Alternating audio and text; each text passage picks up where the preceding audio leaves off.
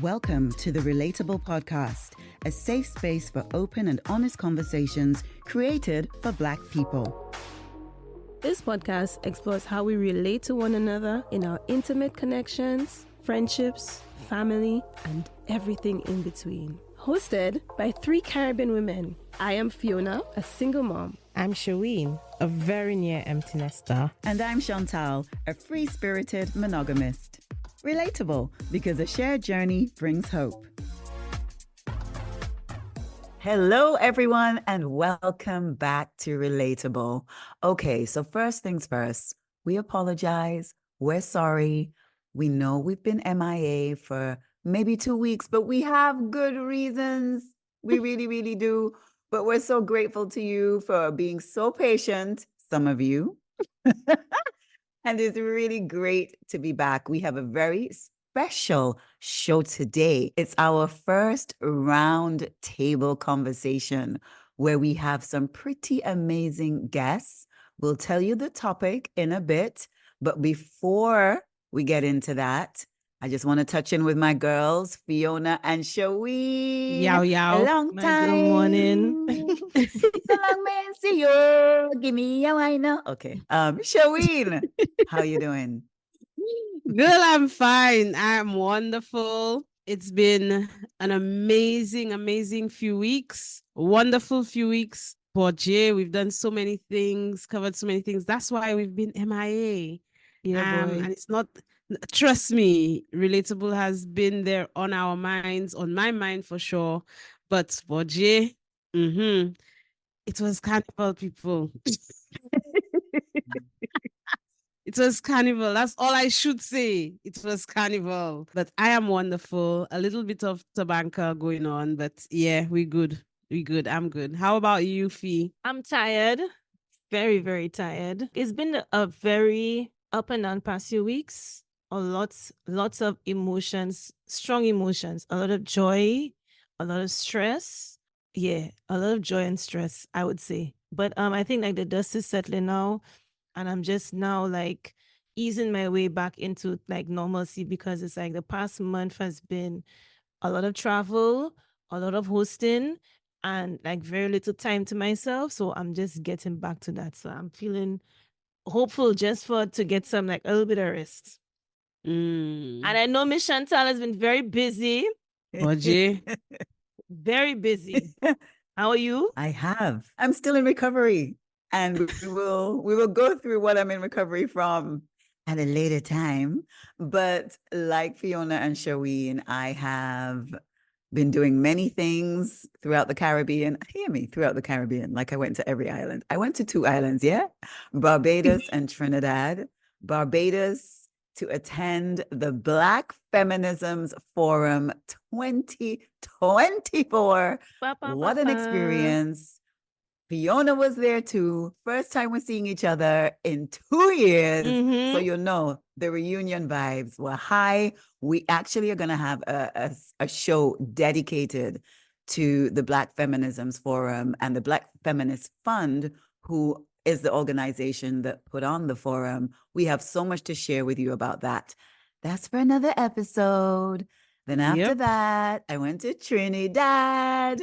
Trinidad was a combination of work, carnival, and spending time with my friend Mel. Yo, I feel invigorated. I feel like I've had a life reset. I feel that I'm on the cusp of beginning my 2024. Y'all know my 2024 really starts in spring. So this was almost like a pre-New Year's thing for me. It was beautiful, edifying, everything that I needed, I received in Trinidad. And I am so grateful. Thank you to everyone who contributed to my time there. It was amazing. And I feel that Martinique and Trinidad carnival experiences by Shaween, Fiona, and myself probably needs their own episode as well. It needs its own episode, my friend. Yeah. For real. So much.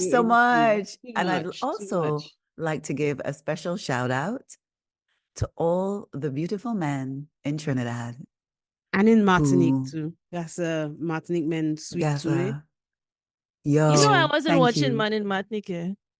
Well, Good for of you. course you weren't. You were partnered up. So I you know. couldn't No, have the thing been. is, even like I will acknowledge the beauty of a man or a woman. Oh, definitely. When I'm with my Yes. partner. And the thing is, it's not even like a sexual lust or whatever. I will acknowledge it.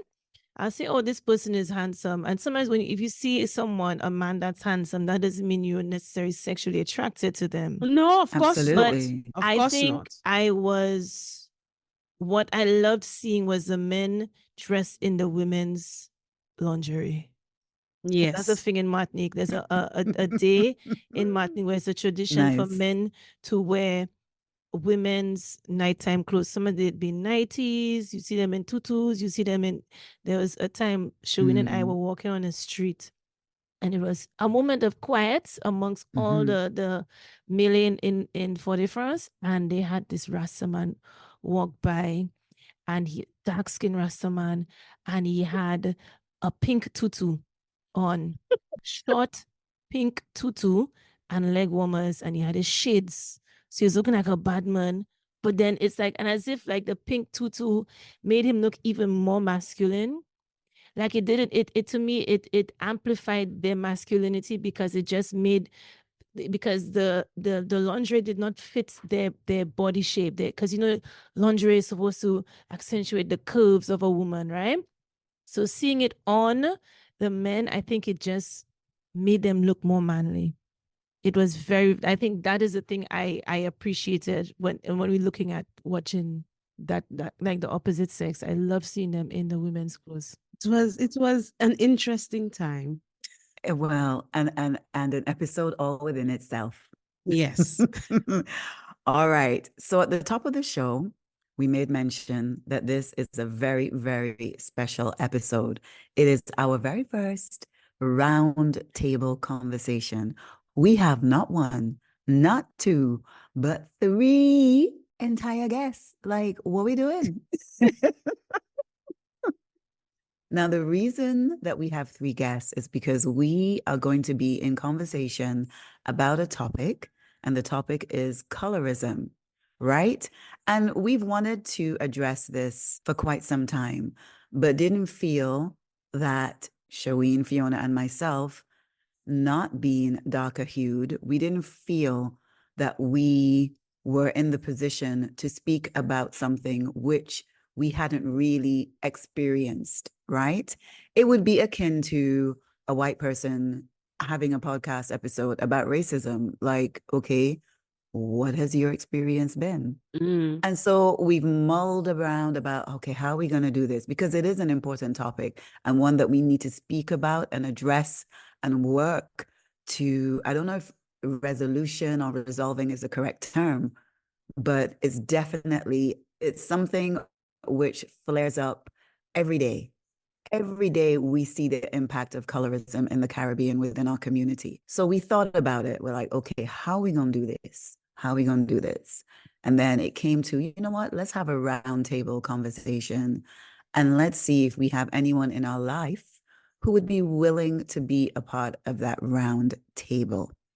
And lo and behold, we are so fortunate. We had a whole heap of people that we could actually approach and choose from. But the three that we approached and the three who said yes are the perfect guests, we believe, to have for this conversation. So today we have Tariba, we have Ashlee, and we have Emma. And they are going to lead this conversation on colorism.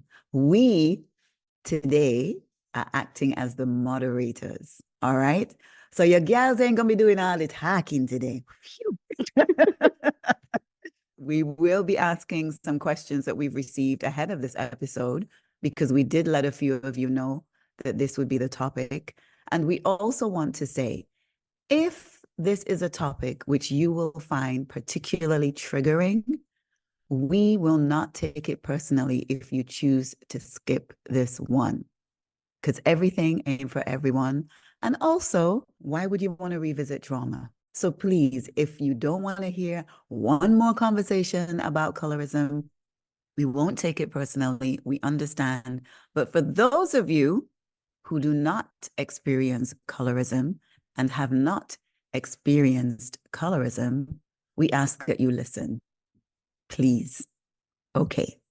So on board today, as mentioned, we have Tariba. Hey, Tariba. Hi, everybody. How you doing? I am exhausted. I am the world's You're worst. exhausted? Oh my goodness. But I'm good and I'm here and I'm ready to talk. So tell our listeners, number one, what island you're repping? Sanusha, the best one. Wait a minute. Okay. I mean, okay. Okay. And just give us a little bit about yourself. What is your passion, Tariba? What leads your heart? Tell us. Boy, that is such a loaded question. With the week and the 2024 I've been having. Right. But I would say the general answer would always be creativity, I suppose. I do like to make anything. My toxic trait is seeing things and just thinking, that's how I can do that. Anything I see, a skirt, a purse, a necklace, a earrings, a wreath, a home DIY, anything I see on the internet, my toxic trait is thinking I can do it. So anything that fuels my passion for creativity is it for me. I think that's the best. I love that. I love that. And let me tell you, I don't know if that's a toxic trait, Tariba. I don't. I wish I had that. It can consume you, because when you see they post the DIYs and you're like, this is only going to cost you $20. It'll cost me like $75 because by the time I do it the way they do it and then I add my spin to it, I'm like, this did not save me any money whatsoever. Yeah. That's what makes it toxic. Fair enough. I understand. Ashlee, welcome to Relateable. Hello. I'm good. I'm a new age. I turned 32 a week ago, so feeling good. Happy birthday, Happy darling. birthday, Michael. Thank you. So how has your week been, Ashlee? It's been all right. I've been looking forward to soaking up all that February has left because, I was born in the shortest month of the year. So usually people have long things going on. They might wait a while and celebrate at the end. So I had to quick. Okay, right. What are we doing? Go London, come back, celebrate. All right. Go on to my friends. Quick. We've got one more day left. So it's been a lot of that this week and a week back from half term. So it's being a mommy and settling the children back into a routine that works for the house. Right. And Ashlee, tell our listeners a little bit about yourself. What are your passions? Okay, so career-wise, I'm a creative therapy practitioner and a recently qualified neuro-linguistic programming practitioner. So that's using art. So that's using art, drama, music, and poetry to facilitate therapeutic healing. I'm also a spoken word artist, a freelance producer, voiceover artist, commission curator, and a podcast host as well. Interesting. What I'm passionate about is Black love. I'm passionate about Black love. Yes. So that's last week's topic. Yep. Yes, I know. I listened very what attentively. a lovely segue. Huh? It's not a segue, but it's not really a segue, but that's what you're interested in. Yeah, Black love, black culture in that healing way and healing from trauma. I love when our Black people can come into a space and speak without anger, but rather healing, so that we can move forward and heal our descendants to come, We're here for it. We're here nice. So Ashlee, which island you repping? Nevis. Big up Gingerland, Charleston, Prospect, Overbad, Brown Hill, Newcastle, everybody, Nevis, big up yourself, Cotton Grung, Bands, Guts Ups everywhere. Yes, we're here for Nevis. Nevis nice. What you mean? Huh? Nevis nice. And Nevis nice. Full disclosure, everyone. Ashlee is my sister. I was about to say that. I was about to say, so you have the two of y'all there rocking Nevis like sisters. That's right. Yes. Yes. That's right. Okay. So our guest, I don't want to say, last but not least, we have Miss Dominica herself. We have Emma. Welcome, Emma Emma. Sakpase. I'm good. You're good. Emma. Yeah.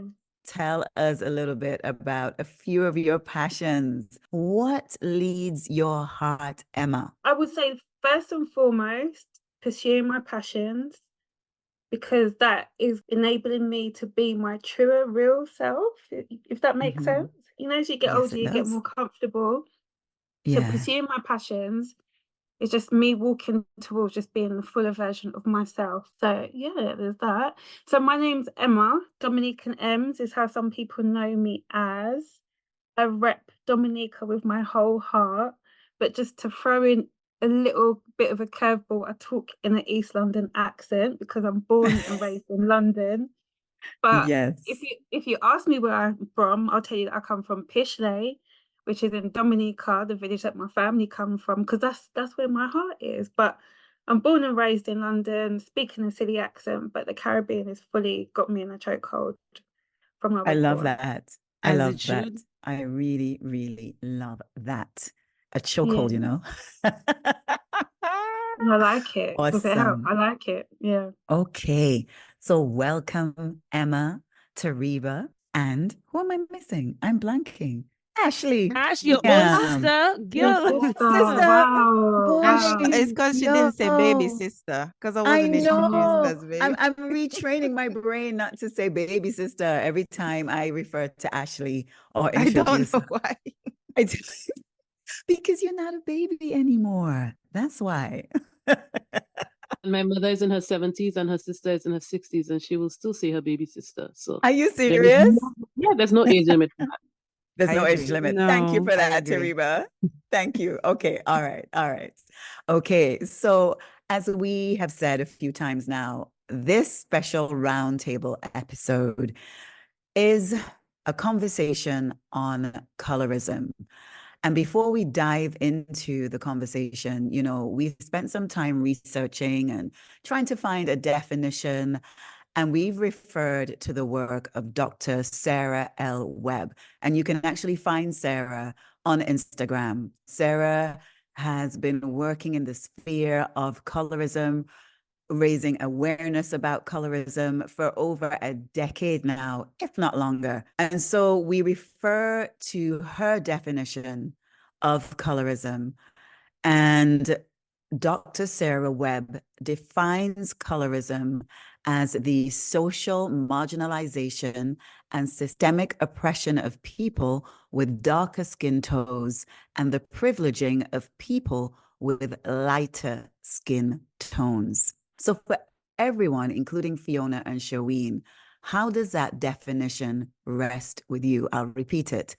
According to Dr. Sarah Webb, colorism is the social marginalization and systemic oppression of people with darker skin tones and the privileging of people with lighter skin tones. How does that land with you, Tariba? Well, for me, colorism, my experience with it has only ever manifested itself in the realm of beauty more than anything else. I have personally never felt systematically oppressed because I was darker skinned. This is good to know. I would even hazard a guess to say I'm not too sure, at least in St. Lucia, if darker skinned people are not afforded certain opportunities like lighter skinned people in terms of like economic success or something like that. I think it manifests itself in our perception of beauty. And maybe possibly that could spill over, like maybe a lighter skinned woman might get a job over a dark skinned woman, possibly in that way.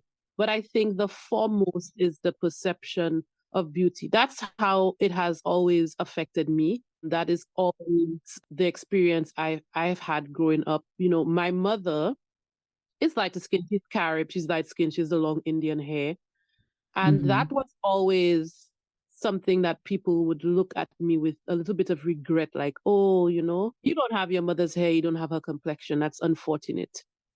These are the type of things that I heard growing up. That was actually said to you, Tariba. Yeah, if only you are so sad you don't have your mother's hair. Why, if you had your mother's complexion? Yeah, you know, stuff like, at school, I would hear things like, I'm the type of girl that only other girls would think is pretty, because men like light skin, they like the shabbing and stuff. I don't know if I'm a very confident, well-spoken, very intelligent girl. I did well at school. So I walk into the room at any point in time, like it's God herself who sent me there. So I take up space before taking up space was a thing to say. So I don't know if that in itself is the reason why I have never had an issue with colorism preventing me from gaining opportunities. But I mean, I have never heard, maybe a queen show or something. That's the opportunity you may not get because you're darker. They'll take the light-skinned girl over you. But I don't know. The way I live in the US now, so I guess a lot of my mindset has changed because the experience is vastly different here. And I can totally see how colorism can prevent you from opportunities here. And I think comparing that to St. Lucia, I don't necessarily think we're here yet. But that's not to say that it's not completely jarring, that it doesn't chip away at your self-esteem for people to constantly make you feel like you are less because of the color of your skin. And it's also important to add that when we speak about colorism, we also need to speak about, hair texture, and all of that also comes into play when we speak about colorism. The size of your nose and all of this, this perception of the opposite of what the definition of whiteness is, which was something that I had to get used to and get confident with and grapple with growing up. And I mean, have you seen my skin? Like, come on, man. Girl, your skin. I hate you. I hate you. Okay. I know. Man, I like, know. that's it. A black I'm goddess. Like, this woman.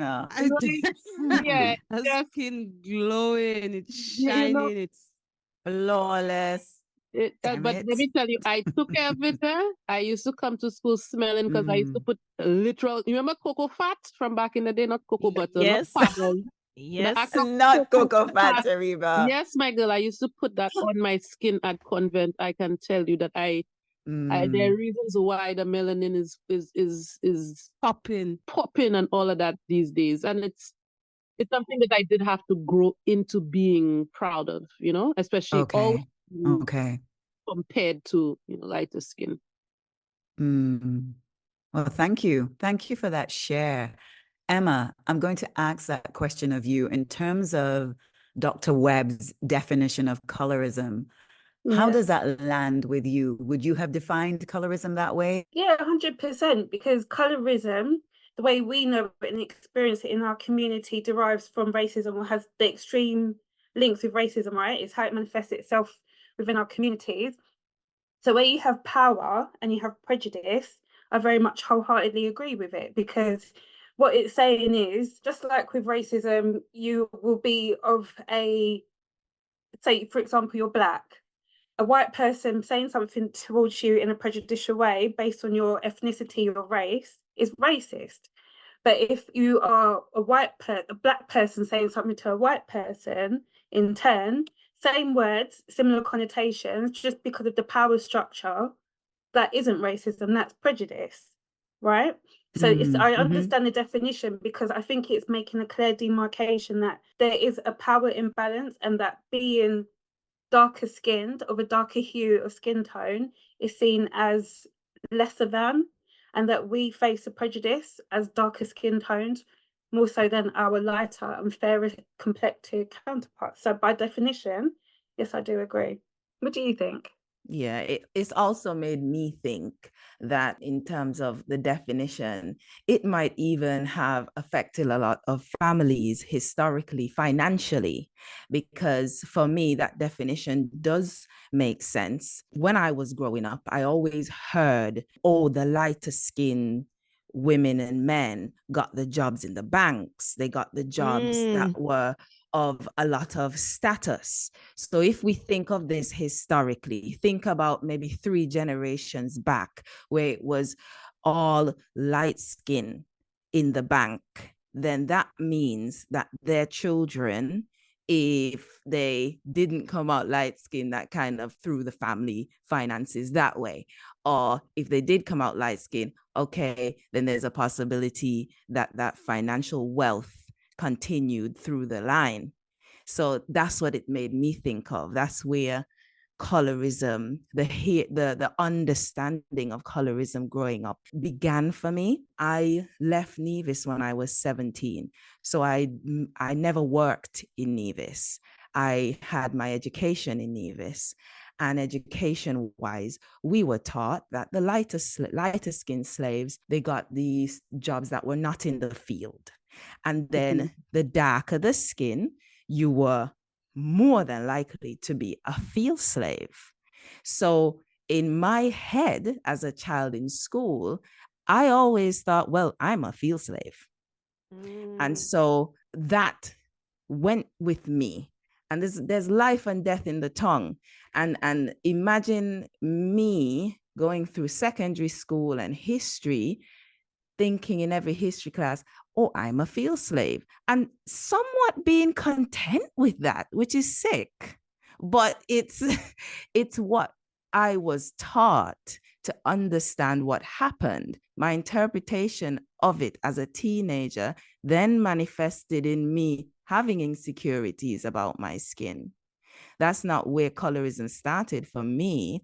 It started when I was a child. It was made very clear to my mother when she brought me back 4 weeks old from Nevis, where you bring this Black child to Wellington for. That was said to my mother. And so I was told that this was said as well. So it's conversations that were said. And then I had a great aunt who said I was an ugly child. And I remember my other sister, trying to defend me, and she's only 6 years older than me, and so she was a child herself, now saying my sister wasn't an ugly baby, and so there was that where it was insisted that I was ugly because I was dark skin and the darkest of my sisters.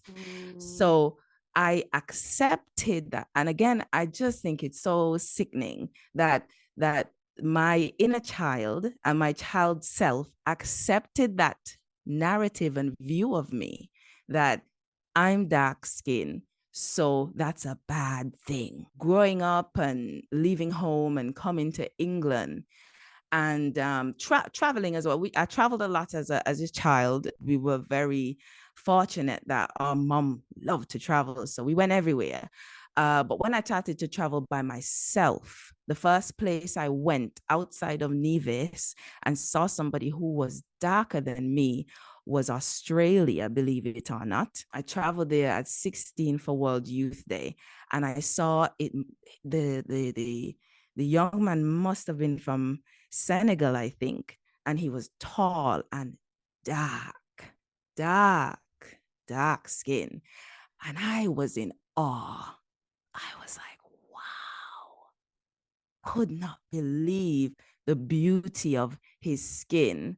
And he walked with confidence in his skin. And that's when I started realizing, oh, okay, some cogs started turning.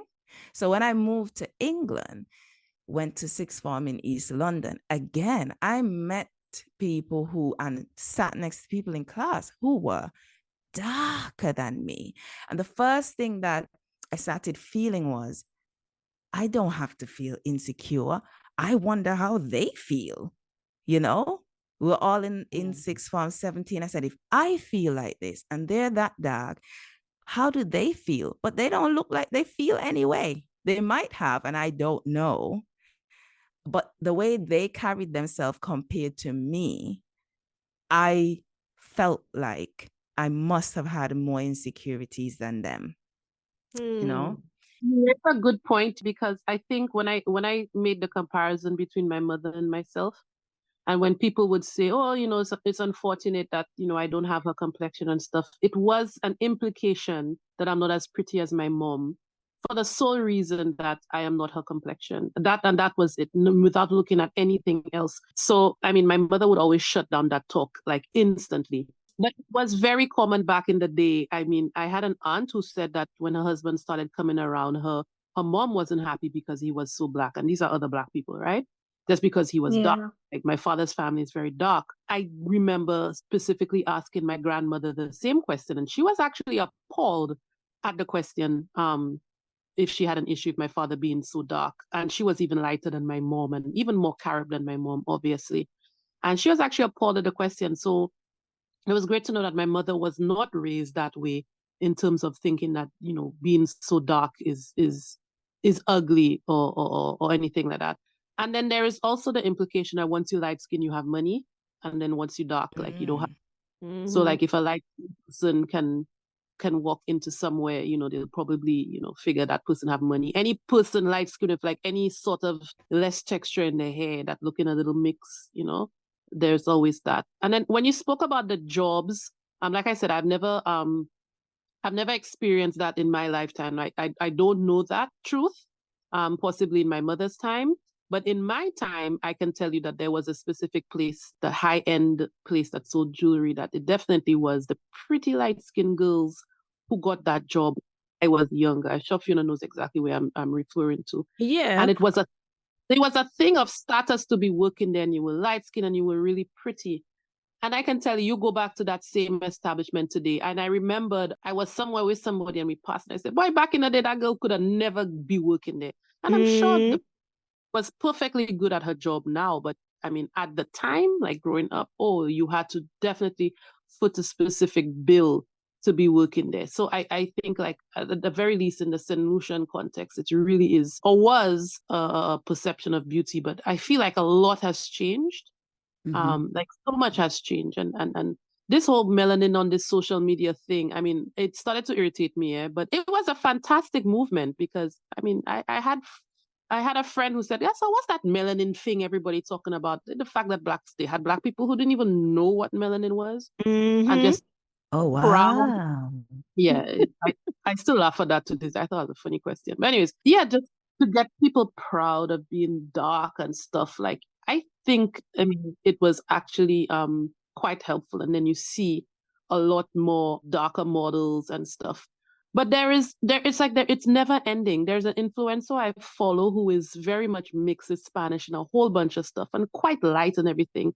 And she said, you know, her mother favored her sister, I guess, because her sister was a little more Spanish. And I mean, if you see them two people, it's like, are you kidding me? Like, I can't see no difference except maybe one hair straighter than the other. But like I said, it falls into everything, hair texture, you know, the size of your nose, your body shape, you know, all these things. It's like, at what point is do we stop? Like, how much lighter you want people to be for you to have a certain level of acceptance? I mean, it's ridiculous. I mean, one thing I'd like to add to that is when you're talking about the jewelry shop, and that is St. Lucia specific, something that I find, which is a regional thing, and I think it's changed, but the airlines.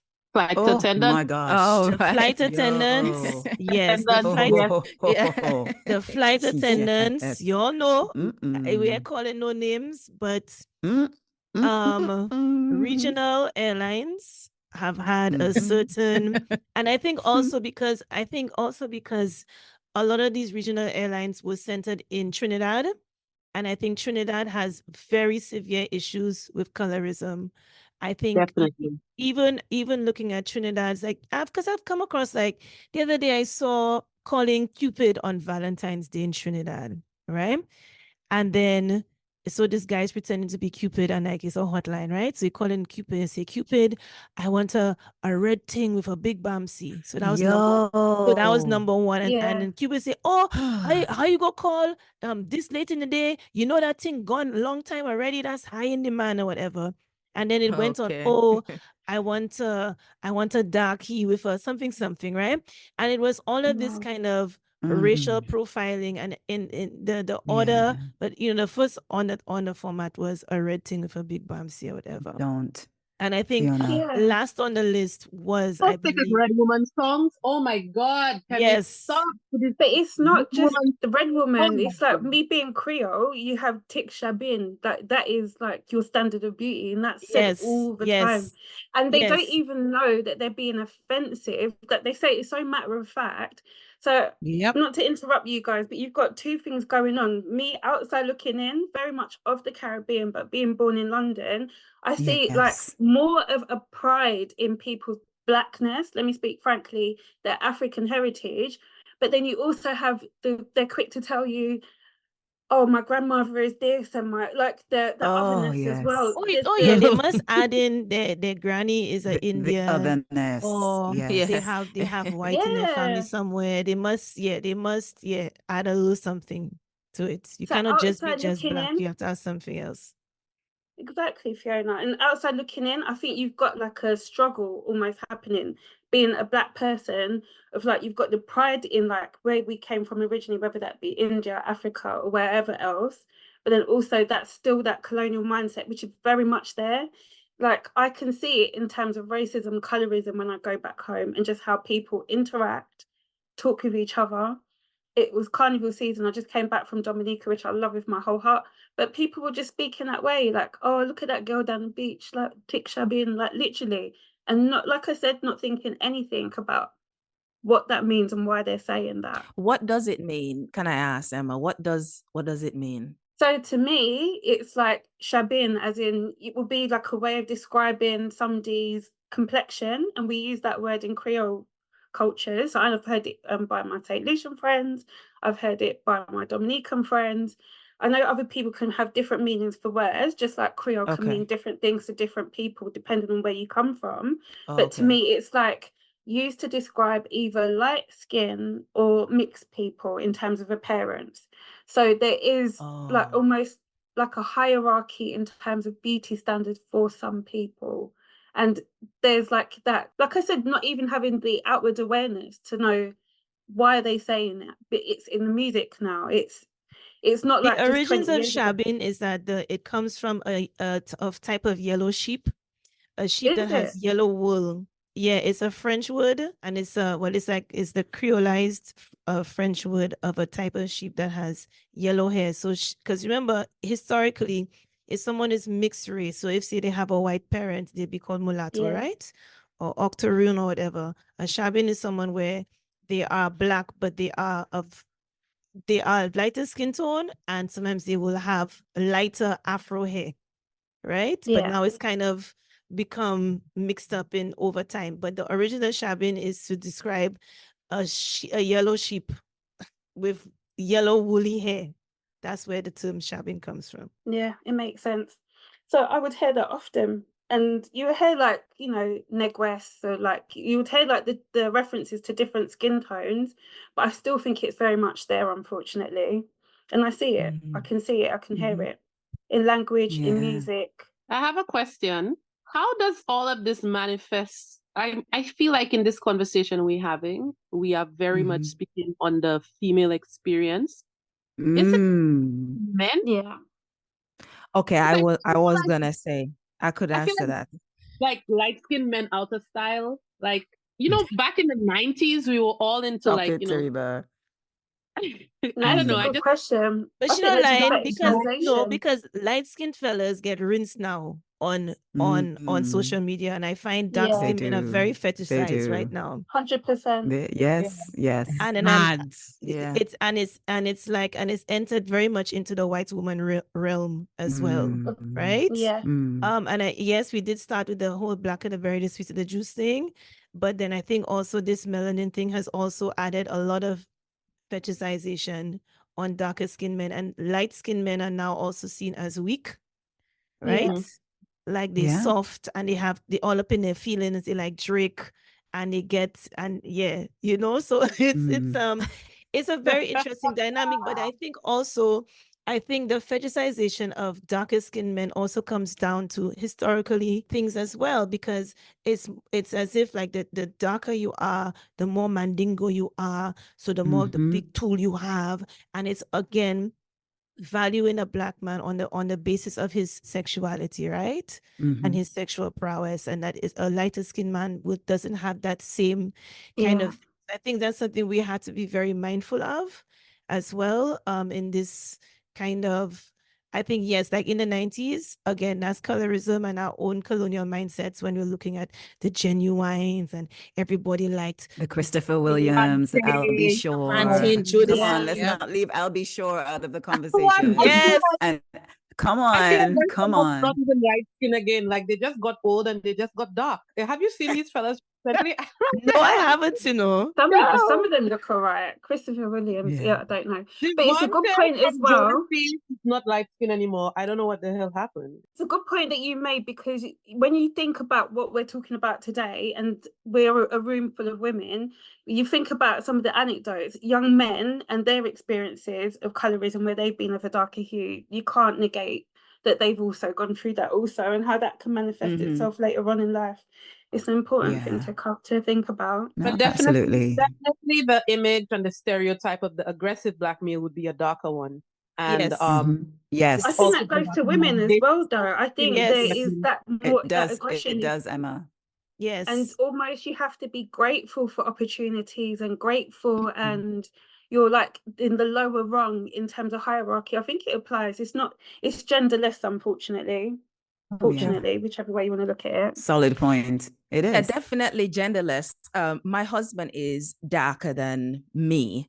And so when I met him, one of the first times I met his family, I heard his sister make a joke and say, "Oh, Assis, you're so Black." And I was blown away, absolutely blown. This is going back 12 years. And his whole family erupted in laughter. And I thought, what? this is funny. And he kind of just shrugged it off. And I thought, how am I gonna, this was when I started, as I said, the cogs started turning when I came to England, and I started to address my insecurity. So we had a conversation about complexion and what was said in his immediate family. At the time, he wasn't fussed by it. It didn't faze him. Men are very close. They don't speak about things like how women speak about things, some men anyway. So my husband, at the time, he was just like, yeah, it's whatever she said, and I pointed out to him, yeah, but we can still address how you're feeling. We can still address that this was said to you.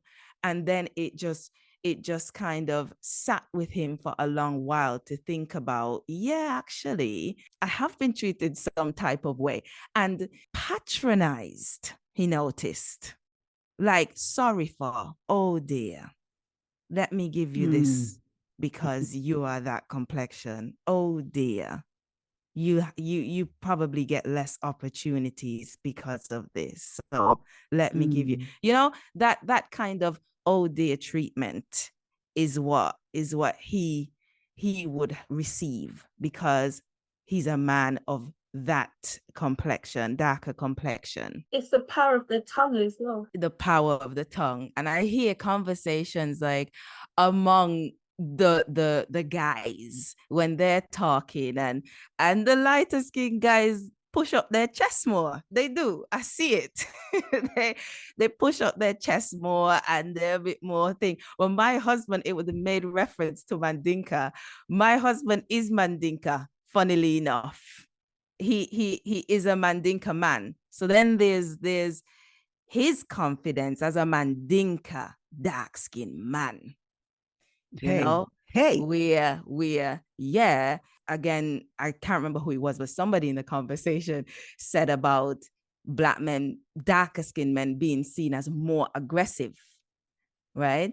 So then there's my husband, who is darker skin. He's seen as aggressive, and he is also Mandinka. He was born and raised in Gambia and then came to England. So he's got that hunter edge, right? So there's that on top of his complexion. And that I can't imagine as a man, how the levels of insecurity when you get to the other side of the world, putting now your complexion into a status system. That must be awful, you know? So Ashlee, speaking, of your husband, we know that you have two beautiful daughters. And as you are coming to them as a mother who is very self-aware, is very confident, both of you, both yourself and your husband, what, in terms of how you're raising your daughters to navigate the world as darker-skinned Black girls, how are you putting intentionality into that? So when I was born, and this was a story my mom told me, she said that she looked at me because I was described as the color of an aubergine.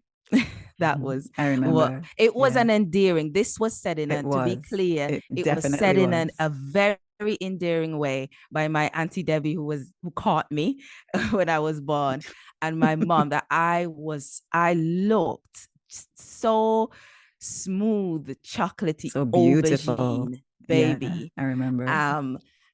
But my mom said, she looked at me and said, I have to protect you. And she meant protect my complexion and protect what's gonna come when we return to Nevis to continue our life. And so when it comes to when I became pregnant, I automatically thought that my children are gonna be dark like my husband, and I have to protect them, because that was a learned behavior reaction. That's how I would have to carry myself when it came to raising my daughter. My daughter came out way lighter than I absolutely as Black people thought. do. We do everything and anything. Auntie Shani here. Auntie Shani said, Ashlee, whoa, this is, you sure this is what's going on? I said, I don't know. She really liked it. And we're all so blown away. We were saying, maybe, like we like to say, maybe it's a throwback. Maybe she's Granny. Maybe Granny come back. And then my second daughter came even lighter. So I thought, wow, okay. I'm just letting them live. At this point, my honest answer would be just letting them be who they are. And my concentration is their confidence with their African Caribbean roots more than their complexion.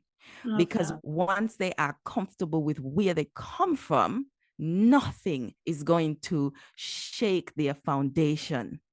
Once they know that they are Mandinka warrior women and Caribbean Caribs and Arawaks, there's nothing that can shake them.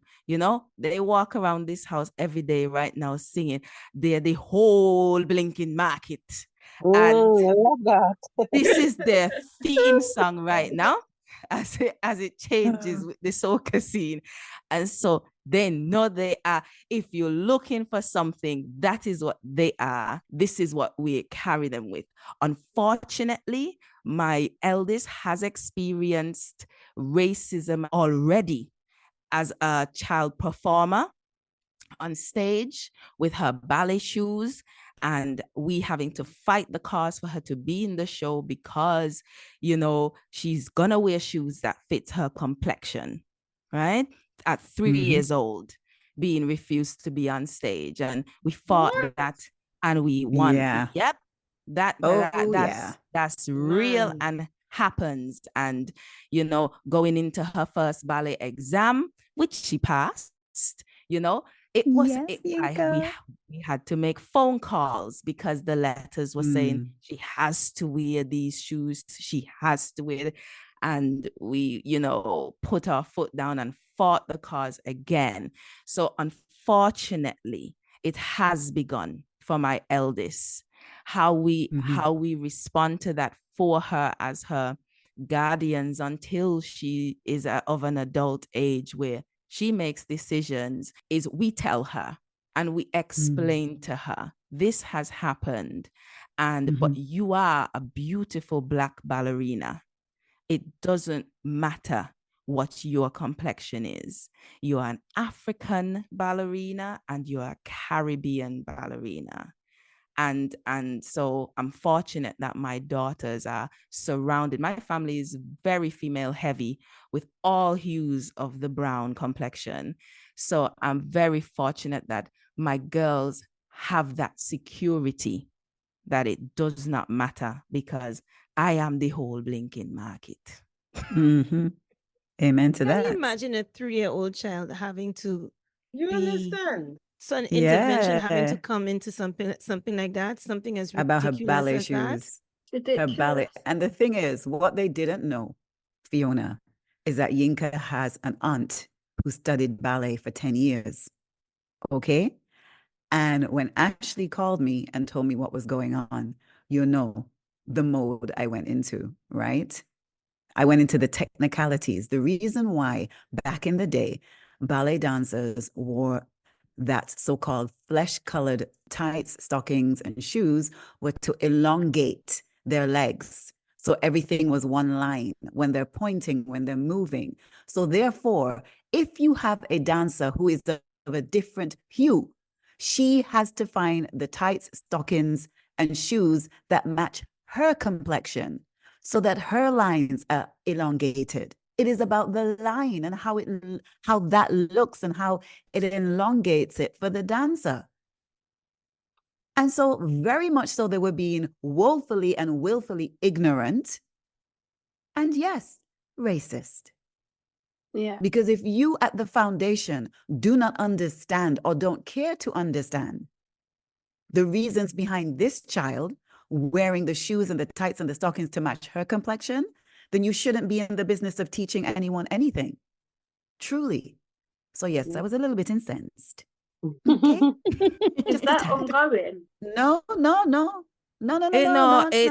It was addressed forthwith, and you know, because my it was addressed forthwith because again, it shouldn't have had to come to a case where my husband and I had to share our creative pedigree. But it, you know, at the time I was the assistant producer that at the theater company where this performance was going to be hosted, and they had no idea my position there. They had no idea her father's position there, you know? So it's really unfortunate that we had to say who we are, what we do, where we come from to prove there you a go. point. You know, so there's a lot of work to be done. However, bringing it back to colorism, there's a lot of work to be done within the Black community so that we are respected outside like this, because oftentimes the outside community would feel like, oh, well, look at how they speak to each other about colorism, you know, telling growing up, it was come out this sun, you know, I get black, you know. I heard that a lot growing up. And if the outside community hears us speaking to each other like this, where does that leave us when it comes to respect in colorism? Where does that leave us? You know, so we have to work on that in the Black community, how we speak to each other. And this is why I said the passion for me is healing, so that we can be able to speak to each other in a healing way so that we're respected and can move forward. But can we just touch on something you just mentioned? So you see the way that we speak to each other. So I've got the very strong feeling that all of us in this room, on this panel, have an awareness of the words that we speak. But you know, when you've got friends who are like maybe of different backgrounds that are in your social circles, your family members, and then you have you seen, the question is on the periphery, have you seen where people have maybe got comfortable and then they've spoken in ways that you thought, hang on, and you thought that's not right? Yes. Oh, yeah. Let's talk about it. Let's talk about all it, why the they time. feel comfortable.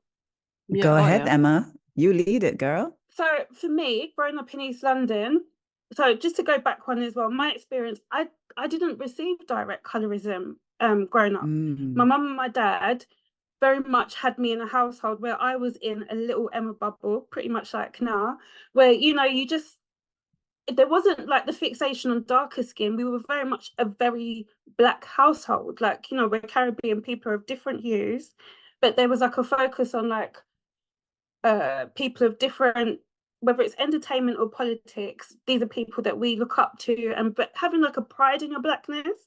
But then outside of us, you have the conversations and the things that you would overhear, especially if you're quite hyper aware, like I can be, of like people referring to color, or you would see the videos and you would see, you know, the girl of a certain complexion, certain hair type would be the one that was, you know, the standard of beauty. But so just to give you a bit of color and context of where I come from, but then just to bring it back to this conversation, growing up in East London, you've got friends that are of multi-racial, multi-ethnic groups. Generally speaking, I have not got anybody around me in my circle that has made me feel uncomfortable, or I felt like I've really had to educate.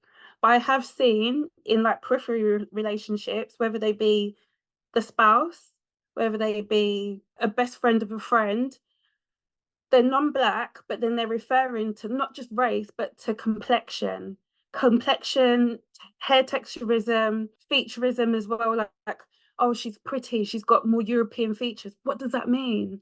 Or this one, oh, she's got really, really nice hair. Like, where are they getting that from as well? So part of it does come from racism and social prejudice, injustice, so on and so forth. But some of that dialogue is repetition of what we say amongst each other. And I'm not saying that we shouldn't have any accountability, because I do know that it is born of racism. So I do know where it comes from, but I don't feel comfortable in those situations. So I just want to hear if you've experienced that as well, because I've seen it. Yes. Short answer, yes. I have experienced it a few times where people got a little too comfortable around me. Yeah. Absolutely, Emma. And have said things and I've had to pull them up on it. But like you Yeah. said, and correctly so, it comes from how we speak to each other within our community. So, you know, much like, you know, the use of the N-word, people throwing around that word casually amongst their friends. And then when someone outside the community says that word, who is your friend who has heard you use that word in reference to each other, right? And then you get offended. Well, think about why they feel so comfortable. Because somebody else lets them do it. And also, think we say like pretty for a dark skin girl. Yeah, yo. Oh, Yes. yeah. Yes. What And does then that even Yes. mean? what does that even For? mean? And then For? they would say like they will give dark skin jokes and be like, well, you know, not you, Tariba, because you pretty, you know, as Oh, like not you, Yeah. laughing Tariba. at other dark skin people. Like, yeah, And not have the understanding that that's not a compliment whatsoever. absolutely not. In Yeah. any way, form, or shape. They're just looking at each other You like we're all know? moves. It's awful. Yeah. But then, you And know, like you you'd said, find Emma, like y- really bad jokes, like, and to me, mm, some of them are very, like, it's a very clear line of to where it comes from. It's from, like, in St. Lucia, we call very dark-skinned people sometimes tar baby, right? Ta. Yeah. Tar Black baby, and ugly, like T-A-R, tar. T-A-R, Yes. tar Yep. baby, right? But very I have a And story educated about that. that in itself, because I mean, even when you look at how, especially that Black people were tarred and feathered, right? Mhm. Because I found like some really like for example, some you know, and say people who were revolting in Jamaica, and they put out a newspaper article to say that the rebels should be tarred, right? So you're pouring hot black tar on somebody to burn them to death, Mm. right? And then you put feathers on top to kind Right. of ridicule them. And then now Yeah. that we're calling now, okay, not a lot of people know that. But the thing is now in 2024, all of us in some way or form has started to look at some of these old cartoons that we used to watch, some of the Bugs Bunnies and Mickey Mouses, and see like how Tom and Yeah. Jerry, see how racist they were, Yeah. right?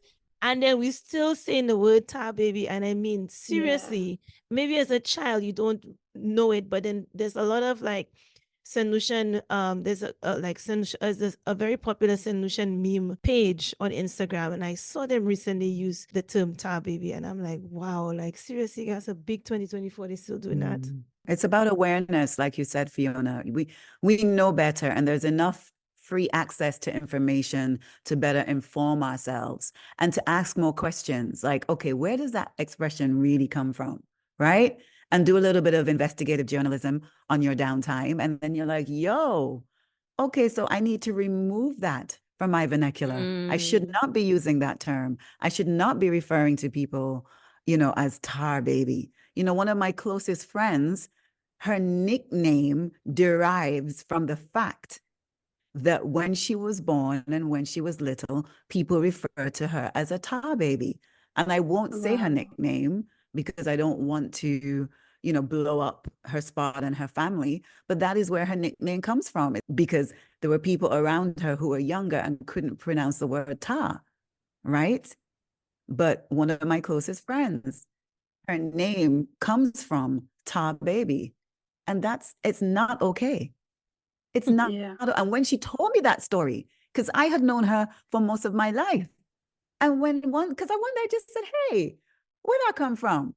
Because I thought it just came from a shortened version of maybe her middle name. And when she told me, I was like, eh?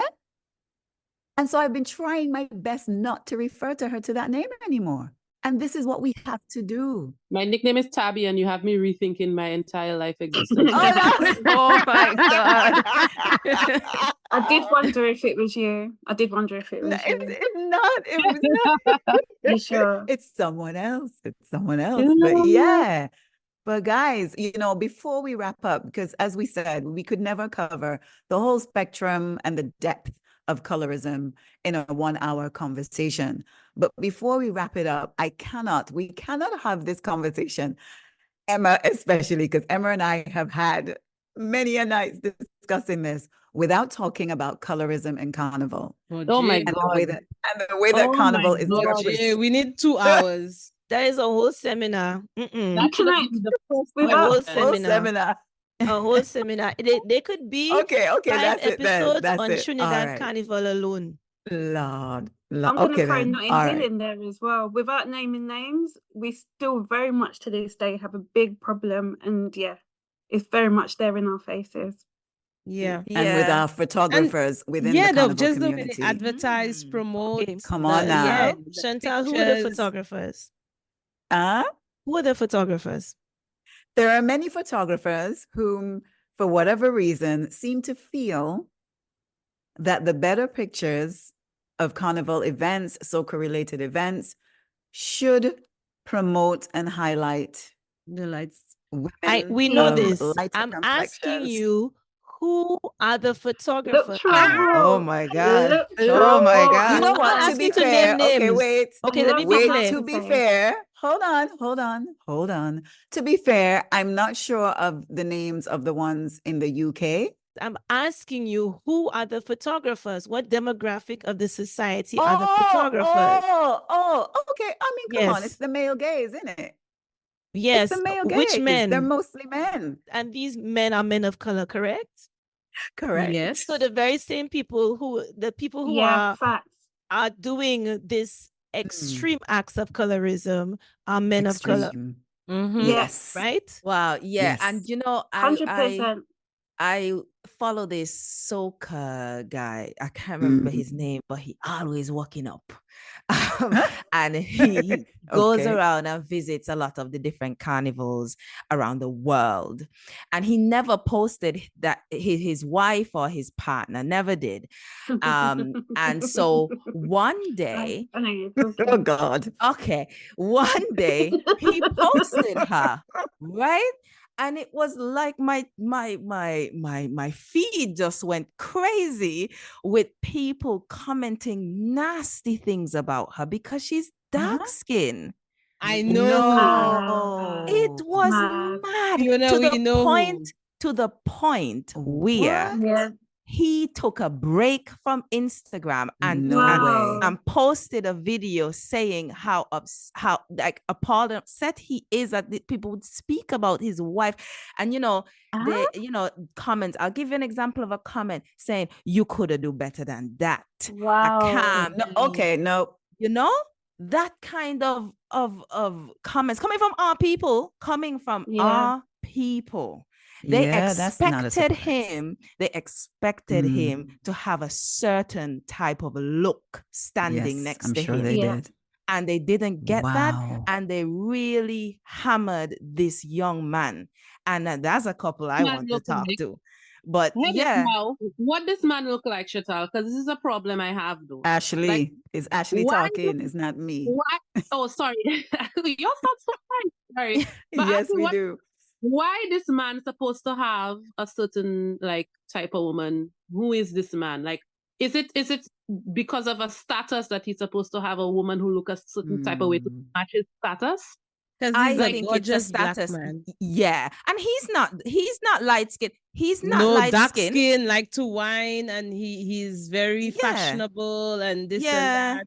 I feel like I know who this man is, and I feel Fiona like will tell you. I feel like I followed this on social media, and I had to say, but this man is just popular in my eyes. So And the woman is beautiful. by virtue, I mean, listen, beauty is in the eyes of the beholder, and is all. I mean, we're not all gonna have this. Subjective, yeah. Right. So by virtue of his popularity means that he's just entitled to a certain type of woman. That's it. What if he's an ass? What if he is women? There's That's so a good many point. variables. Why are we just assuming that he needs to have a certain type of prize on his side? Right. Well, You know, that's what the people we in the know comment why. section, That's we what know the why. comment You know? section want. Yeah. You know? Yeah. It's Exactly. embarrassing. I find that really Yeah. embarrassing. This day and age, and we're talking about our anecdotes all refer to like our childhood and past experiences, but this is very much happening today, like very much. Now. Literally, Yes. it's a problem. It's a problem that needs to be addressed. And sorry to just go in this tangent, but I would like to see, like, in collaboration with the anecdotes, I want to see more research on it. I want to see like numbers. If there's any way that you can look at this so you can support what people are seeing, feeling and hearing, right?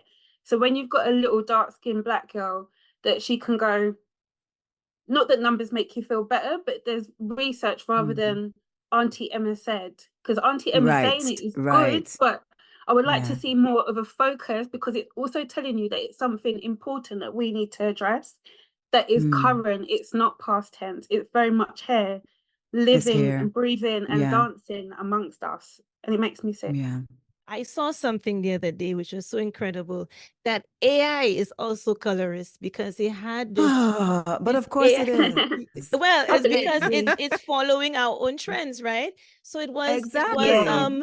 this African page, and it was this, as of course we've seen all of these very beautiful AI images of people being created, and it had all of these black couples. There's 10 slides of African couples in all of their beautiful regalia from different tribes and things like that. And in every single one, the woman was lighter than the man. Every really? Oh, wow. And I mean, even when I'm going back, when I look at paintings of like in the Caribbean and stuff like that, when they do dancing scenes of enslaved people or whatever, even if they are enslaved people who are in the fields, they will always show the woman as lighter than the man. Right? And another thing that grates the fuck out of me is these kizomba and salsa videos. Oh boy. And it's always black, and the woman is always white or white mix of curly hair, Latina. Always. Yeah. Racially ambiguous. Let's just say what it is. Really great. Not even racially ambiguous. Most times she white. Right? And you see this in Brazil as well. And you know, like everyone's like, oh, Kizomba is so beautiful, so sexy, and da, da, da. And I'm like, you're not seeing a trend. I never see a dark-skinned woman in any of these couple of videos in salsa, Kizomba, Zouk. Never. Interesting. Nope. Yeah, it's true. At Indigo, we create soft, comfy, and breathable workout essentials for all women using sustainable and eco-luxury yarns. Our current range covers UK sizes 6 to 20. Inspired by rich island culture, our pieces are created with your curves in mind. Right now, the Relatable family can enjoy 20% off all purchases using the code Relateable at shopindigo.com. And don't forget, tag us in your selfies, Tribe Indigo. I want to just steer the conversation to one other thing. In terms of pounds, dollar, pence, colorism is big business. We haven't touched on skin bleaching and how in Africa, Asia, and the Caribbean, our complexions and how we perceive each other, how we talk about each other is making some people, not our people, very, very rich.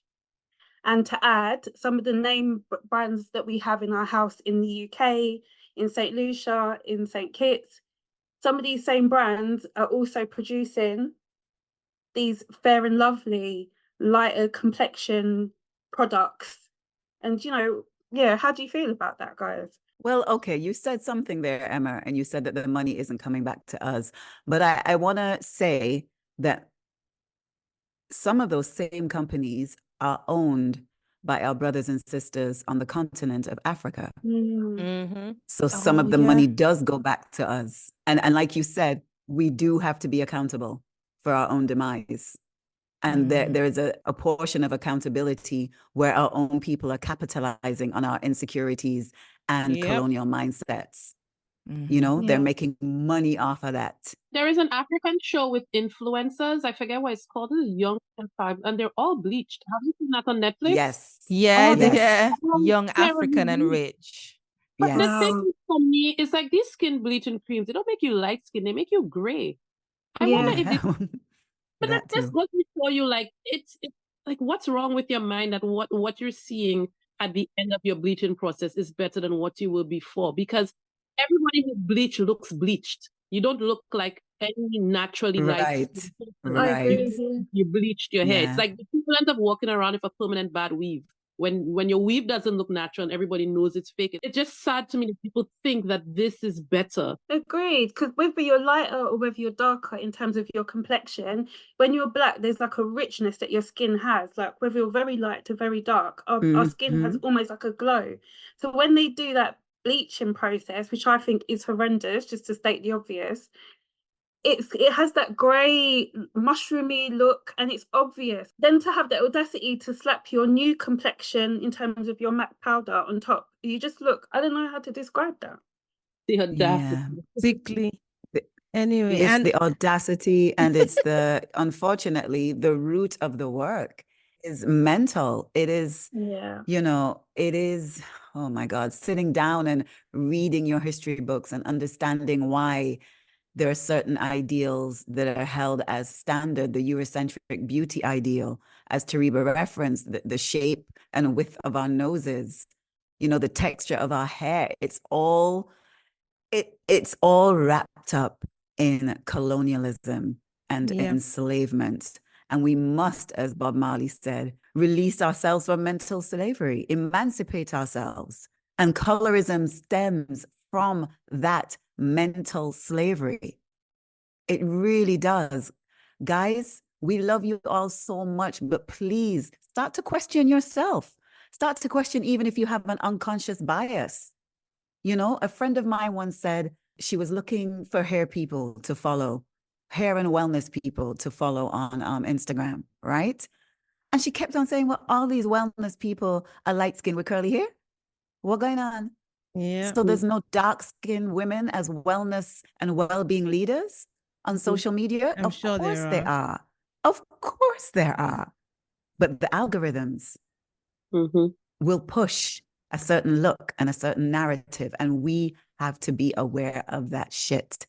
It is our responsibility. As much as these things, the root cause may not have come from us, we are upholding them. We are.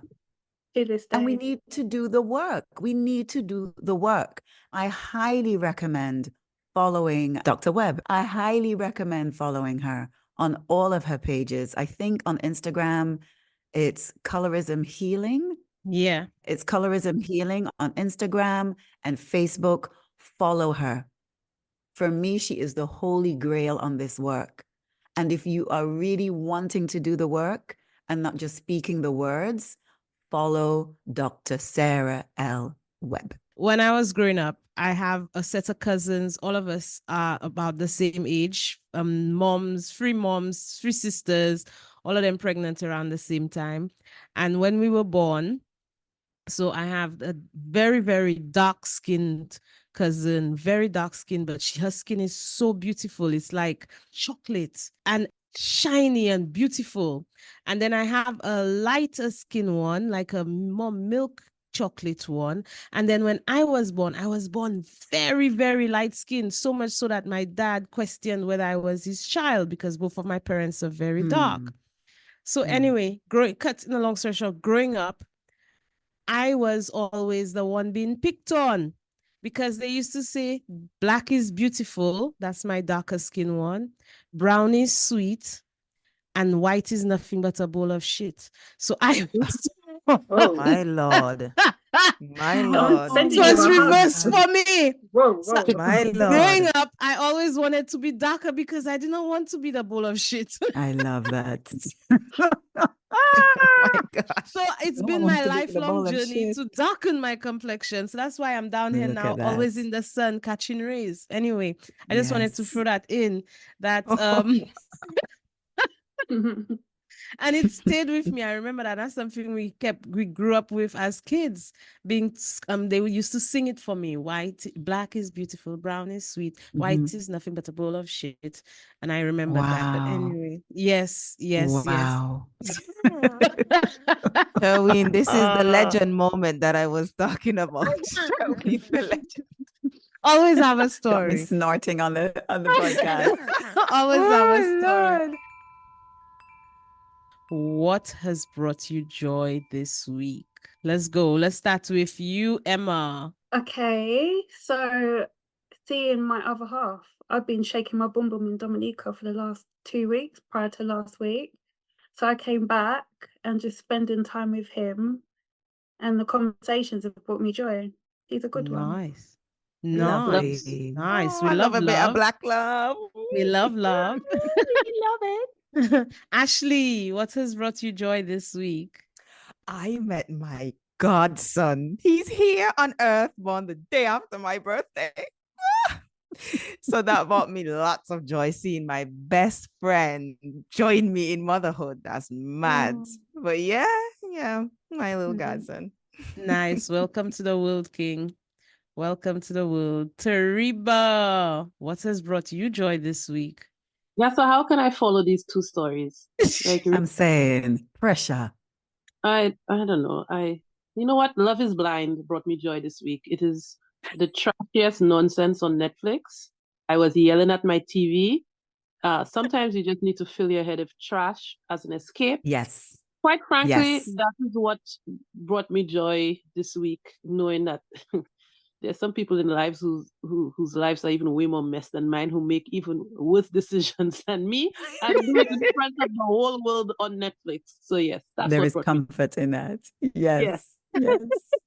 Okay, Fiona, darling, I Yes, know this week has been but a lot. is there any glimmer of joy in there? Yeah, two things. I met someone that I admire a lot on Instagram. His name is Ken Kawasaki. He's Yes. a Black British historian. He's in St. Lucia for a week. And it was nice to meet someone that I really admire. I love his work. I love his advocacy, and I love his activism. So I was really happy to meet him. And very quickly, I want to read something for y'all. It's one sentence, and that has brought me a lot of joy. Okay, now it's very racist, but I'm just going to translate it for you and explain why I love it. So this is from Trinidad, and it says, as a race of utterly mindless people, the Negroes are fond of noise, and in a very short time, the barbarism of such sounds thoroughly overpowers all other feelings. So they're talking about, man's talking about a bunch of Trinis playing the drums during carnival time, and he's saying that they're so mindless that the drums overpowers all other feelings. And I think all of us have felt that way, right? If it is in carnival or somewhere where the music hits you, say that we are so fond of noise, right? That it makes us mindless, but it's not, it's transcendent. And I thought, and that is something that really brought me a lot of joy. I found it really powerful. That's my two things. Wonderful. Chantal, what has brought you joy this week, darling? This week. Oh, what is joy? Boy. Lord. Well, I just returned to Nevis a few days ago, and the thing that brought me joy was roti in Trinidad. Always food, Chantal. I You. know. Roti. Yo, the roti. And you know what? Just spending a few weeks being around creatives, free thinking creatives, that has brought me a lot of joy over the last few weeks. It's been very edifying for me, and reaffirming. So that has brought me a lot of joy. What about you, Shaween? Well, there's a few things. First of all, just coming back from Carnival. Carnival brought me a Martinique Carnival. It really, really brought me joy. I think it was like almost like an awakening for me taking part in the Carnival. And I met some wonderful people. I think we spoke about it in the last episode or something. I can't remember now. But yes, I met some wonderful people. But as well, just being there, taking part, I got some beautiful visions whilst on the road. I swear to God, my ancestors were French. So that connection, that brought me a lot of joy, and I could see myself going back there just to do it again on many, many times. So I love that. The other thing was 2 days ago, I was doing some research with Fiona, and I came across a painting. It's called by Rembrandt. It's called Two African Men, and was painted in 1661. And one of the men, I swear to God, looks just like a friend of ours. And I swear that's him. That he's the reincarnation of this person that Rembrandt painted. And my God, he took that and he ran with it. So he's now ordering prints to hang up in his house. I saw it, and that is him. Y'all That's not gonna him. convince me that you didn't Photoshop that. No, that's him. That is him. Come That is on. him. So that brought me a lot of joy across the past 2 days. Every time people comment and tell brother is you, they find you where they find you. Just be cracking up, and yeah, just enjoying being back home, relaxing, resting, and yeah, just back to work. I'm enjoying that. So these things have brought me so much joy, and yeah, that's Amazing. where I am. Amazing. Thank you, Shaween. And thank you to our guests, Tariba, Ashlee, and Emma, for being participants in our first roundtable conversation on a topic that is sensitive and we thought needed the care of people who represent our darker skinned lovelies. So thank you so much. We know that this conversation could have gone on for 3 hours, and maybe we should do it in parts. We'll have a think about it. Maybe this is the first part, and then we come back another time and be very specific about which side of colorism we're speaking of. But thank you so much for being a part of this first. We really, really appreciate you. So listeners, thank you so very much for your patience. We have many amazing new episodes to come, we promise. And they're going to be one after the other, we promise. No more gaps until our break this summer. Thank you for listening. As you know, you all know where to find us, wherever you get your podcast fix. Tune in, leave a review, DM us. We love hearing from you. And remember, as always, a shared journey brings hope. Thank you. Was it me alone Shaween, this week? For leading the vocals. We love you. I said it, but my mic was off. Oh, wait. Hidden talent in the place. All right, everyone. Thank you. Bye. Take care. See you next week. Bye. Bye. Relatable, because a shared journey brings hope.